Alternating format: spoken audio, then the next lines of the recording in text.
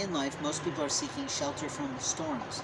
The storms of life come in many different forms, including the weather.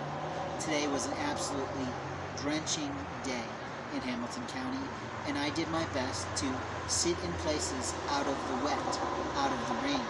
When the rain let up, I walked a little and made a move because of the people who were there, who were clearly vile in their souls and not allowing a person to sit in shelter.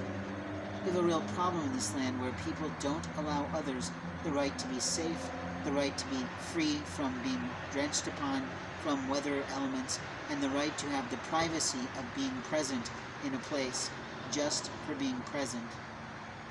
When I talk about this particular issue, I'm pretty upset because I sought shelter on what was sort of public and sort of private property. I had to because the rain was coming down so hard, there was no other place to go exactly. I don't have a lot of funds to go sit in a restaurant, and most restaurateurs are somewhat vile about people who are traveling.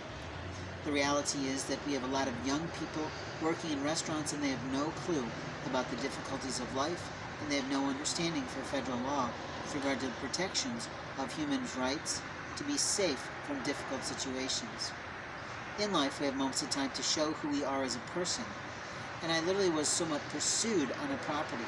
The Lord alerted me to that issue, that that man was going to lie and do things with the help of a foreigner on that land. Openly, she had no lawful right to say one thing about me because it was actually pouring. And people have the right to get out of the rain. They have the right to not be drenched to the point that they might catch a cold, and they have the right to protect their own property from the storm.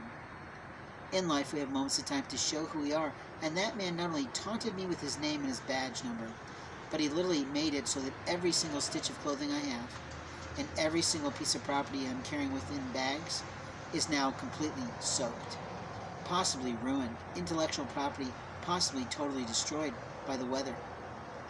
I should have been allowed to sit where I was, but instead he unlawfully asked me for information it wasn't his right to have.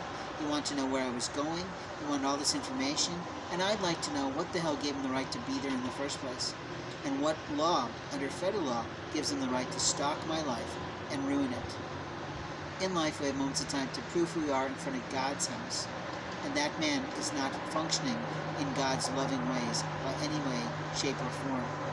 I've had several people who have known that I'm homeless, who literally know that it is storming outside and that it's raining and that it's cold at night. They know this in their minds, they know this in their party of their soul, and yet they don't think about helping me move to a different place or helping me to find and seek the appropriate place. A lot of people want to send us downtown, but the truth is all those places are full. They're full of people that have been incarcerated. They're full of people who do steal and thieve, and openly a man like me doesn't participate in those things.